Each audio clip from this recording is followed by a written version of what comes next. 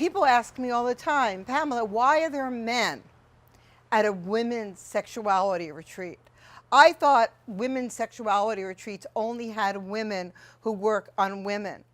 The truth is, especially now, women are needing to heal their relationship with a safe, healthy masculine.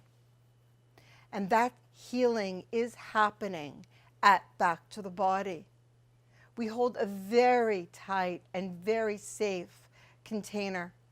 Our men are professional somatic sex educators, and they're there simply to hold that safe space and shepherd women on their journey back to their bodies.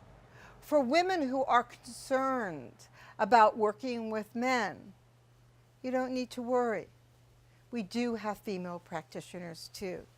And guess what? I'm one too.